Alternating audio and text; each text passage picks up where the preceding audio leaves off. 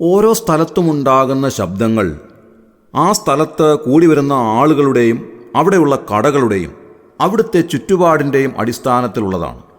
ഒരു ബസ് സ്റ്റാൻഡിലേക്ക് നാം ചെല്ലുന്നുവെന്ന് വിചാരിക്കുക. അവിടുത്തെ ശബ്ദം എന്ന് പറയുന്നത് അവിടെ കൂടി വരുന്ന യാത്രക്കാരുടെ സംസാരത്തിൻ്റെ ശബ്ദം, ബസ്സുകളുടെ ശബ്ദം, അവിടെ നടക്കുന്ന കച്ചവടങ്ങളുണ്ടെങ്കിൽ അവിടുത്തെ ശബ്ദം, ഒരുപക്ഷെ മൈക്കിലൂടെ കേൾക്കുന്ന അനൗൺസ്മെൻറ്റുകളുടെ ശബ്ദം, അങ്ങനെ ശബ്ദമുഖരിതമായ ഒരു അന്തരീക്ഷമാകാം ഒരു ബസ് സ്റ്റാൻഡിലുള്ളത്. നാം ഒരു മാർക്കറ്റ് പ്ലേസിലേക്ക് ചെന്നാലോ അവിടെ കൂടി വരുന്ന ആളുകളുടെ സംസാരങ്ങളുടെ ശബ്ദം, അതുപോലെ തന്നെ കച്ചവടക്കാരുടെ ശബ്ദം, അതേപോലെ വാഹനങ്ങളുടെ ശബ്ദം എന്ന് വേണ്ട ശബ്ദമുഖരിതമായ ഒരു അന്തരീക്ഷം നമുക്കവിടെയും കാണുവാൻ സാധിക്കും. ഇതേപോലെ തന്നെയാണ് റെയിൽവേ സ്റ്റേഷനുകളിൽ, അതുപോലെ തന്നെ മേളകൾ നടക്കുന്ന സ്ഥലങ്ങളിൽ ഒക്കെ ചെല്ലുമ്പോൾ അവിടെയുള്ള സാഹചര്യങ്ങളുടെ അടിസ്ഥാനത്തിലുള്ള ശബ്ദമുഖരിതമായ ഒരു അന്തരീക്ഷമാണ് നമുക്കവിടെ കാണുവാൻ സാധിക്കുന്നത്. ഞാനിങ്ങനെ വിചാരിക്കുകയായിരുന്നു, ഇലക്ഷൻ സമയത്ത് നമുക്ക് റോഡുകളിലൂടെ സഞ്ചരിക്കുമ്പോൾ എത്രമാത്രം ഘോരമായ ശബ്ദമാണ് കേൾക്കേണ്ടി വരിക. എല്ലാ രാഷ്ട്രീയ പാർട്ടികളും അവരവരുടെ മീറ്റിങ്ങുകൾക്ക് വേണ്ടി അതിവിപുലമായ ശബ്ദ ക്രമീകരണങ്ങളാണ് ചെയ്യുന്നത്. പ്രത്യേകിച്ച് ഇലക്ഷൻ്റെ പ്രചരണം അവസാനിക്കുന്ന ദിവസം 5 മണിയാകുമ്പോൾ ഒരു സ്ഥലത്തും നമുക്ക് നടക്കുവാൻ സാധ്യമല്ല. അതുപോലെ അതിഭയങ്കരമായ ശബ്ദമാണ്. അങ്ങനെ ശബ്ദം അതിഭയാനകമായ നിലയിലേക്ക് ഉയരുമ്പോൾ അത് ശബ്ദ മലിനീകരണമായി മാറുന്നു. അതുകൊണ്ടാണ് ചില നാളുകൾക്ക് മുൻപ് സൗണ്ട് ഹോണുകൾ ഗവൺമെൻറ് നിരോധിച്ചത്. പഴയ കാലത്ത് വളരെ വലിയ സൗണ്ട് ഹോണുകൾ ഉണ്ടായിരുന്നു. ആ സൗണ്ട് ഹോണുകൾ മരങ്ങളുടെ ഏറ്റവും മുകളിൽ കെട്ടിയുറപ്പിച്ചിട്ട് അതിലൂടെ ശബ്ദം പുറത്തേക്ക് തുറന്നു വിട്ട് കഴിയുമ്പോൾ 4-5 കിലോമീറ്റർ അപ്പുറം വരെ കേൾക്കാവുന്ന ഒരു ശബ്ദധോരണിയായി അത് മാറുകയായിരുന്നു. അതുകൊണ്ട് ഗവൺമെൻറ് ഇടപെട്ട് വലിയ കോളാമ്പികൾ നിരോധിച്ചു. ശബ്ദമലിനീകരണം ഒഴിവാക്കുന്നതിന് വേണ്ടി ഇന്ത്യയിലെ തന്നെ പല എയർപോർട്ടുകളും സൈലൻ്റ് എയർപോർട്ടുകളായി പ്രഖ്യാപിച്ചിട്ടുണ്ട്. നമ്മുടെ തിരുവനന്തപുരം എയർപോർട്ട് ശബ്ദമലിനീകരണം ഇല്ലാതാക്കുന്ന സൈലൻ്റ് എയർപോർട്ടാണ്. അവിടെ സാധാരണഗതിയിൽ അനൗൺസ്മെൻറ്റുകൾ ചെയ്യാറുള്ളത് 2 കാര്യങ്ങൾക്കാണ്. ഒന്ന്, ബോർഡിംഗ് ഗേറ്റുകൾ ചേഞ്ച് ചെയ്യുന്നതായ സമയത്ത്.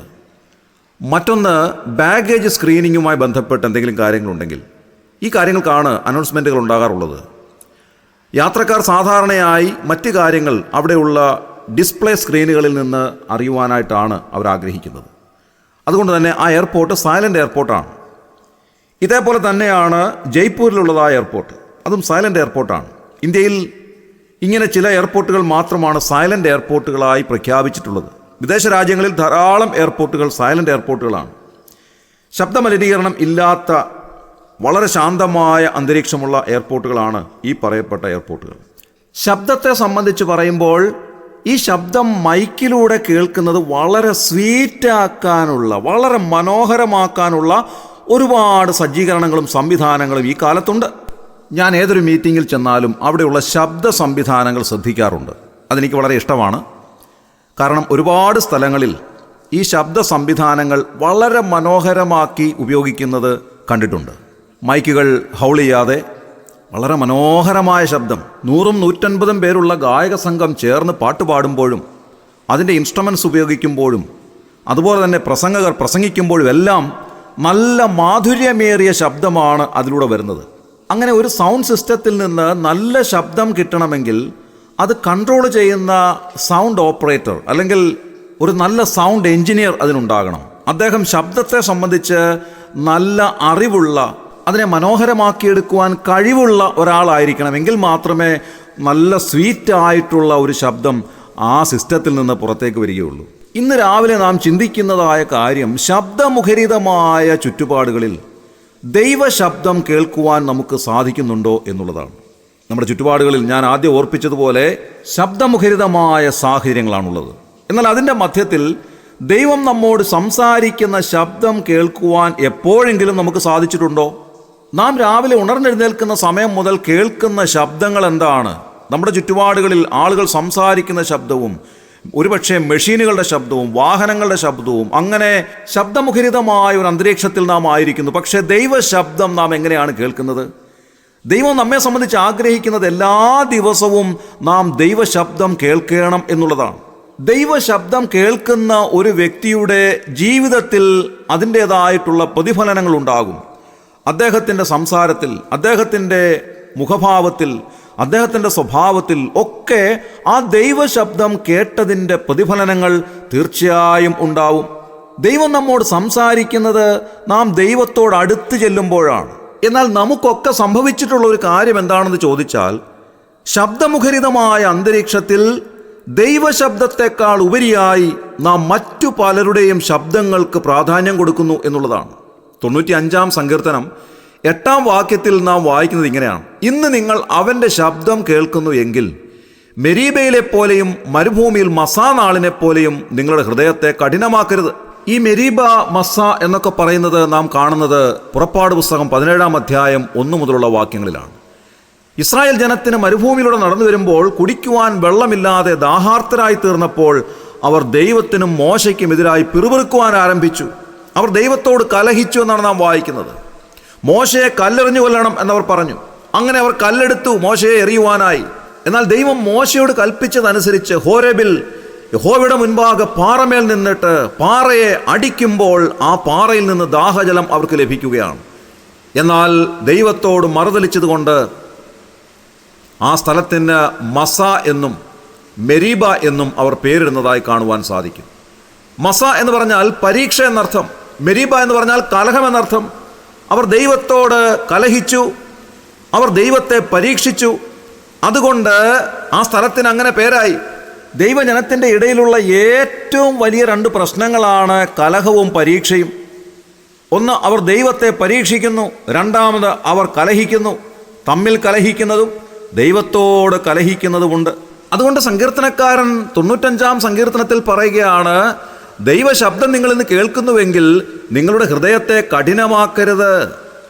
നിങ്ങളുടെ പിതാക്കന്മാർ മരുഭൂമിയിൽ വെച്ച് എന്നെ പരീക്ഷിച്ചു, എൻ്റെ പ്രവൃത്തി കണ്ടിട്ടും അവർ എന്നെ ശോധന ചെയ്തു. 40 ആണ്ട് എനിക്ക് ആ തലമുറയോട് നീരസമുണ്ടായിരുന്നു. അവർ തെറ്റിപ്പോകുന്ന ഹൃദയമുള്ള ഒരു ജനമെന്നും എൻ്റെ വഴികളെ അറിഞ്ഞിട്ടില്ലാത്തവരെന്നും ഞാൻ പറഞ്ഞു. ആകയാൽ അവർ എൻ്റെ സ്വസ്ഥതയിൽ പ്രവേശിക്കയില്ലെന്ന് ഞാൻ എൻ്റെ ക്രോധത്തിൽ സത്യം ചെയ്തു. നോക്കുക, ദൈവം അവരോട് പറയുകയാണ്, നിങ്ങൾ എൻ്റെ സ്വസ്ഥതയിൽ പ്രവേശിക്കുകയില്ല. ദൈവശബ്ദം കേൾക്കുന്നവർ ഹൃദയത്തെ കഠിനമാക്കിയാൽ അതിൻ്റെ തിക്താനുഭവം അനുഭവിക്കേണ്ടതായിട്ട് വരും എന്നുള്ളത് ദൈവവചനം നമ്മെ ഓർമ്മിപ്പിക്കുന്ന അതിപ്രധാനമായ ഒരു വസ്തുതയാണ്. ദൈവത്തെ പരീക്ഷിക്കാതെയും കലഹിക്കാതെയും ജീവിക്കുവാൻ നമുക്ക് സാധിക്കണം. അതാണ് തിരുവചനം നമ്മെ ഓർമ്മിപ്പിക്കുന്നതായ സത്യം. ഇന്ന് രാവിലെ നാം ഈ ദൈവവചനം ധ്യാനിക്കുമ്പോൾ ദൈവശബ്ദം കേൾക്കുവാൻ നിങ്ങൾക്ക് സാധിക്കുന്നുണ്ടോ? നിങ്ങളുടെ ഹൃദയത്തിൻ്റെ ആഴത്തിൽ നിന്ന് ദൈവാത്മാവ് നിങ്ങളോട് സംസാരിക്കുന്നത് കേൾക്കുവാൻ നിങ്ങൾക്ക് സാധിക്കുമോ? ദൈവം നമ്മോട് സംസാരിക്കുന്ന അത്ഭുതകരമായ കാര്യങ്ങൾ, നമ്മുടെ ജീവിതത്തെ സംബന്ധിച്ചുള്ളത്, നമ്മുടെ ആവശ്യങ്ങളെ സംബന്ധിച്ചുള്ളത്, നമ്മുടെ ആരോഗ്യത്തെ സംബന്ധിച്ചുള്ളത്, നാം നേരിടുന്ന പ്രശ്നങ്ങളെ സംബന്ധിച്ചുള്ളത് ഒക്കെ ദൈവത്തിൻ്റെ ആലോചനകൾ എന്താണ് എന്നുള്ളത് ഇന്ന് രാവിലെ ദൈവാത്മാവ് നമ്മോട് ഹൃദ്യമായി സംസാരിക്കുന്നത് കേൾക്കുവാൻ ഈ സമയത്ത് സാധിക്കുന്നുണ്ടോ? അങ്ങനെയെങ്കിൽ തീർച്ചയായും നിങ്ങളെ ദൈവം അനുഗ്രഹിക്കുവാൻ തുടങ്ങുന്നു. ശബ്ദമുഖരിതമായ ചുറ്റുപാടുകളിൽ വേറിട്ട ശബ്ദം കേൾക്കുവാൻ, ദൈവശബ്ദം കേൾക്കുവാൻ, ദൈവം നിങ്ങളോട് അടുത്തു വന്ന് നിങ്ങളോട് സംസാരിക്കുന്ന ശബ്ദം കേൾക്കുവാൻ നിങ്ങൾക്ക് സാധിക്കണം. അങ്ങനെ ശബ്ദം കേൾക്കുമ്പോൾ നമ്മുടെ ഹൃദയത്തെ കഠിനമാക്കാതെ ദൈവത്തോട് കർത്താവെ അരുളി ചെയ്യണമേ, അടിയൻ കേൾക്കുന്നു എന്നുള്ള മനോഭാവത്തോടെ ഇരിക്കുവാൻ നമുക്ക് സാധിക്കുന്നുവെങ്കിൽ ദൈവം തുടർമാനമായി നമ്മോട് സംസാരിക്കും. ആ ദൈവശബ്ദം എല്ലാ ദിവസവും കേൾക്കുന്നത് എത്രയോ അനുഗ്രഹകരമായൊരു കാര്യമാണ്. ഇന്ന് രാവിലെ ആ ദൈവശബ്ദം യഥാർത്ഥമായി കേൾക്കുവാൻ കർത്താവ് എല്ലാവരെയും സഹായിക്കട്ടെ. അതിലൂടെയുള്ള അനുഗ്രഹങ്ങൾ പ്രാപിക്കുവാൻ ഇടയാകട്ടെ. ഇന്നത്തെ ദിവസം മുഴുവനും ആ ശക്തിയാൽ നിറഞ്ഞു ജീവിക്കുവാൻ കർത്താവ് നമ്മെ സഹായിക്കട്ടെ. നമ്മുടെ കണ്ണുകളെ അടയ്ക്കാൻ പ്രാർത്ഥിക്കാം. ക്രിസ്തുയേശുവിലൂടെ അതിവാത്സല്യമായി ഞങ്ങളെ സ്നേഹിക്കുന്ന സ്വർഗീയ പിതാവാം നല്ല ദൈവമേ, അനുഗ്രഹകരമായ ഈ പ്രഭാതത്തിൽ ഉണർന്നെഴുന്നേൽപ്പാൻ ഞങ്ങളെ സഹായിച്ചതിനായി ഞങ്ങൾ നന്ദിയോടെ സ്തോത്രം ചെയ്യുന്നു. കർത്താവെ, ഞങ്ങളുടെ ചുറ്റുപാടുകളിൽ ഞങ്ങൾ കേൾക്കുന്ന അതിഭയാനകമായ അനേക ശബ്ദങ്ങളുടെ മധ്യത്തിൽ അവിടുത്തെ ശബ്ദം കേൾക്കുവാൻ ഞങ്ങളെ സഹായിക്കണമേ എന്ന് പ്രാർത്ഥിക്കുന്നു. ശബ്ദമുഖരിതമായ ചുറ്റുപാടുകളിൽ വേറിട്ട ദൈവശബ്ദം കേൾക്കുവാൻ ഞങ്ങൾക്ക് കഴിവ് നൽകണമേ കർത്താവേ. അവിടുന്ന് ഞങ്ങളോട് സംസാരിക്കുന്നത് കൃത്യമായി മനസ്സിലാക്കുവാൻ ഞങ്ങളെ ഇടയാക്കണമേ. അവിടുത്തെ ശബ്ദം കേട്ടിട്ട് ഞങ്ങളുടെ ഹൃദയത്തെ കഠിനമാക്കാതെ അവിടുത്തെ വചനത്തെ അനുസരിച്ചുകൊണ്ട് ജീവിപ്പാൻ ഞങ്ങളെ ഇടയാക്കണമേ എന്ന് പ്രാർത്ഥിക്കുന്നു. ഈ ശുശ്രൂഷയിൽ സംബന്ധിച്ച എല്ലാവർക്കും കർത്താവേ, അവിടുത്തെ ശബ്ദം ഇന്ന് രാവിലെ കേൾക്കുവാൻ അവിടുന്ന് അനുവദിക്കണമേ എന്നപേക്ഷിക്കുന്നു. അങ്ങനെ എല്ലാവരെയും അവിടുന്ന് അനുഗ്രഹിക്കണമേ, അവിടുന്ന് സഹായിച്ചാട്ടെ. അവിടുന്ന് അങ്ങനെ ചെയ്തതിനായി ഞങ്ങൾ നന്ദി പറയുന്നു. ഞങ്ങൾ പ്രാർത്ഥന കേട്ടതിനായ സ്തോത്രം. ഞങ്ങളുടെ കർത്താവിൻ്റെ രക്ഷിതാവുമായ യേശു ക്രിസ്തുവിൻ്റെ ധന്യമായ നാമത്തിൽ തന്നെ ആമേൻ.